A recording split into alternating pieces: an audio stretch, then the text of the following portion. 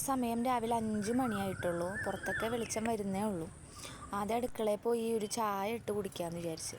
കട്ടൻ ചായ കുടിച്ചാലേ ആ ഉറക്കച്ചടവൊക്കെ ഒന്ന് മാറിക്കിട്ടുള്ളൂ.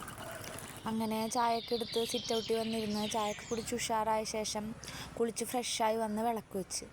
ഞാൻ പറ്റാവുന്ന ദിവസങ്ങളിലൊക്കെ ഇങ്ങനെ വിളക്ക് വെച്ച് പ്രാർത്ഥിക്കാറുണ്ട് കേട്ടോ. അതൊരു പ്രത്യേക പോസിറ്റീവ് എനർജിയാണ്. വിളക്കൊക്കെ വെച്ച് കഴിഞ്ഞപ്പോഴത്തേനും നേരം നന്നായി വെളുത്തിട്ടുണ്ടായിരുന്നു കേട്ടോ. പുറത്തൊക്കെ നന്നായി വെളിച്ചം വന്നിട്ടുണ്ടായിരുന്നു. പിന്നെ വേഗം അടുക്കളയിൽ പോയി വെള്ളമൊക്കെ എടുത്ത് ചോറിന് തീ പൂട്ടി. ഇവിടെ കുട്ടികളൊക്കെ കഞ്ഞി കുടിക്കുന്നതുകൊണ്ട് നേരത്തെ തന്നെ ചോറ് വയ്ക്കാറുണ്ട്. അപ്പോഴേക്കും പിള്ളേർ ഓരോരുത്തരായിട്ട് എണീറ്റ് വന്നിട്ടുണ്ടായിരുന്നു കേട്ടോ. പിന്നെ അവരെ ഒന്ന് ഫ്രഷാക്കി കഴിക്കാൻ പാത്രത്തിൽ ചിപ്സൊക്കെ ഇട്ട് കൊടുത്തു. പിന്നെ നമ്മൾ ബ്രേക്ക്ഫാസ്റ്റിൻ്റെ പരിപാടി നോക്കി. ഇന്ന് നമ്മൾ അടയാണ് കേട്ടോ ഉണ്ടാക്കുന്നത്, ഗോതമ്പ് പൊടി കൊണ്ടുള്ള അട. എൻ്റെ നാട്ടിൽ ഈ പലഹാരത്തിന് അട എന്നാണ് കേട്ടോ പറയുക. ഹസ്ബൻഡിൻ്റെ നാട്ടിലൊക്കെ പൊരുത്തലട എന്നൊക്കെ പറയും. അത് ഇതിന് പകരം ഗോതമ്പ് പൊടിക്ക് പകരം അരിപ്പൊടിയൊക്കെ വെച്ചിട്ട് ചെയ്യണതാണ്. ഓരോ നാട്ടിലും ഓരോ പേരൊക്കെ ആയിരിക്കുമല്ലോ. നിങ്ങളുടെ നാട്ടിൽ ഈ പലഹാരത്തിന് എന്താ പറയണതെന്നൊന്ന് കമൻറ്റ് ചെയ്യണേ. ഞങ്ങൾ പണ്ട് സ്കൂൾ വിട്ട് വരുമ്പോൾ അമ്മ ഇങ്ങനത്തെ പലഹാരങ്ങളൊക്കെയാണ് ഇട്ട് ഉണ്ടാക്കിത്തരാം. ഇവിടെ പിള്ളേർക്കും ഇതുപോലെ മധുരമുള്ള പലഹാരങ്ങളൊക്കെ നല്ല ഇഷ്ടമാണ്. പിന്നെ എല്ലാവരും കൂടി ഉള്ളതുകൊണ്ട് അങ്ങനെ ഇരുന്ന് കഴിച്ചോളും. ഞാനിപ്പോൾ എൻ്റെ വീട്ടിലാണ് കേട്ടോ ഉള്ളത്. ഓണം വെക്കേഷന് വന്നതാണ്. അങ്ങനെ അടക്ക പരത്തി കഴിഞ്ഞിട്ടുണ്ട്. ഇനി നമുക്കിത് ഇഡ്ഡലിത്തട്ടിൽ വെച്ചിട്ട് വേവിക്കാം. അപ്പോൾ അതിന് മുമ്പായിട്ട് കുറച്ച് പഴം പുഴുങ്ങാനായിട്ട് വെച്ചു. പിള്ളേർക്ക് ബ്രേക്ക്ഫാസ്റ്റൊക്കെ കഴിച്ച് കഴിഞ്ഞ് ഇടനേരം കഴിക്കാനായിട്ട് കൊടുക്കാമല്ലോ. അങ്ങനെ അടിയിൽ പഴം വെച്ച് അതിൻ്റെ മുകളിലായിട്ട് അടയും വെച്ച് പുഴുങ്ങാൻ വെച്ചു ഇഡ്ഡലി പാത്രത്തിൽ. കോൾഡൊക്കെ പിടിച്ചിരിക്കുന്നതുകൊണ്ട് എൻ്റെ സൗണ്ടിന് ചെറിയൊരു പ്രശ്നമുണ്ട് കേട്ടോ. കുറേ സംസാരിക്കുമ്പോൾ ശ്വാസം എടുക്കാൻ ബുദ്ധിമുട്ട് വരുന്നുണ്ട്. പിന്നെ അട ഉണ്ടാക്കിയാൽ ബാക്കി ശർക്കര ഞാനെടുത്ത് കുറച്ച് ടേസ്റ്റ് ചെയ്ത് നോക്കിയതാണ്. പിന്നെ ബ്രേക്ക്ഫാസ്റ്റൊക്കെ റെഡി ആയിട്ടുണ്ട്. അപ്പോൾ പിള്ളേർക്കൊക്കെ കൊടുത്തു. പിന്നെ അതിന് ശേഷം ഞാനും കഴിച്ചു. പിന്നെ കുറച്ച് നേരം കുട്ടികളായിട്ടൊക്കെ ഇങ്ങനെ മുറ്റത്തൊക്കെ പോയി കളിപ്പിച്ചൊക്കെ ഇരുന്നു. പിന്നെ കുറച്ച് തുണികളൊക്കെ ഉണക്കാനിടാനുണ്ടായിരുന്നു. അപ്പോൾ അതൊക്കെ എടുത്ത് അഴയമ്മ കൊണ്ടുവന്നിട്ടു. പിന്നെ ഇവിടെ നല്ല മഴയാണ് കേട്ടോ. അപ്പോൾ രാവിലെ മുതൽ നല്ല മഴയായിരുന്നു. അപ്പോൾ അതേ മുറ്റൊക്കെ അമ്മിപ്പടിച്ചു വരുന്നേ ഉള്ളൂ. പിന്നെ ഉച്ചക്കലത്തെ കറിക്കായിട്ട് ഇന്ന് അവിയലും രസമാണ് ഉണ്ടാക്കുന്നത്. അപ്പോൾ ഞാൻ കഷ്ണങ്ങളൊക്കെ അരിഞ്ഞെടുത്തു. അപ്പോൾ അതിൻ്റെ ഇടയിൽ മോള് വന്നപ്പോൾ മോളെ പിടിച്ച് അവിടെ മേശമേ കയറ്റിയിരുത്തിയതാണ്. അവൾ ഭയങ്കര വാശിയാണ് കേട്ടോ, ഒരു പണി എടുപ്പിക്കില്ല.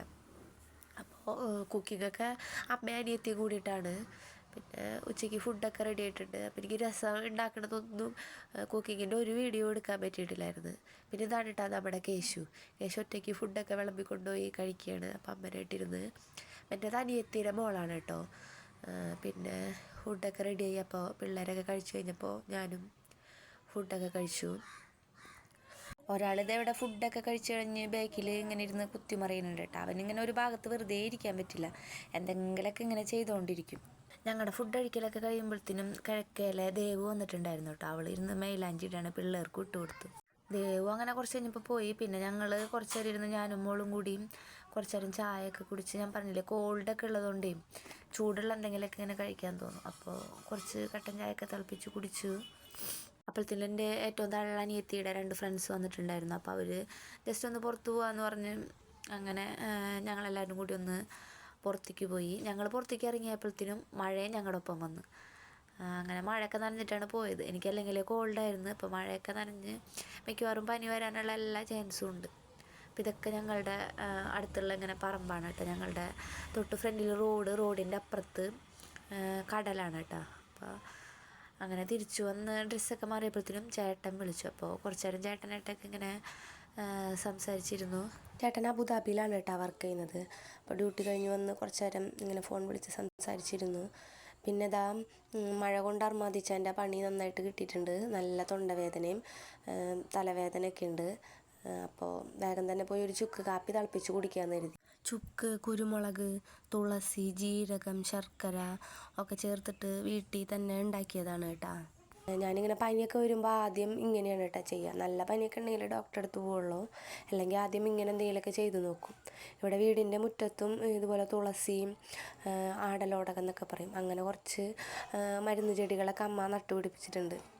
അപ്പോൾ ആദ്യം അങ്ങനെ എന്തെങ്കിലുമൊക്കെ ചെയ്ത് നോക്കിയിട്ട് കുറവില്ലെങ്കിൽ പിന്നെ ഡോക്ടറെ അടുത്തൊക്കെ പോകുള്ളൂ. അപ്പോൾ നമ്മുടെ day in my life video ഫുള്ളായിട്ട് നന്നായിട്ട് ചെയ്യണം എന്നൊക്കെ കരുതിയതാണ്. പക്ഷേ ഇങ്ങനൊരു പണി കിട്ടിയുകൊണ്ട് തൊണ്ടയ്ക്ക് ഒട്ടും വയ്യ. വോയിസ് ഓവറൊക്കെ ചെയ്യുമ്പോൾ എൻ്റെ സൗണ്ടൊക്കെ കേൾക്കുമ്പോൾ നിങ്ങൾക്ക് മനസ്സിലാവുന്നുണ്ടാവും. ഒരുപാട് സംസാരിക്കുമ്പോൾ ശ്വാസം എടുക്കാനൊക്കെ ബുദ്ധിമുട്ട് വരുന്നുണ്ട്. അപ്പം ഇനി അടുത്തൊരു വീഡിയോയിൽ നന്നായിട്ട് ഫുൾ ഡേ ഒക്കെ എടുത്ത് നന്നായിട്ട് ചെയ്യാം. അപ്പോൾ ഇത്രയേ ഉള്ളൂ എൻ്റെ ഇന്നത്തെ വിശേഷങ്ങൾ. എല്ലാവരും കണ്ടിട്ട് ഇഷ്ടപ്പെട്ടെങ്കിൽ സബ്സ്ക്രൈബ് ചെയ്യണം, എന്നെ സപ്പോർട്ട് ചെയ്യണം. അപ്പോൾ ഇനി അടുത്തൊരു വീഡിയോ ആയിട്ട് വീണ്ടും കാണാം.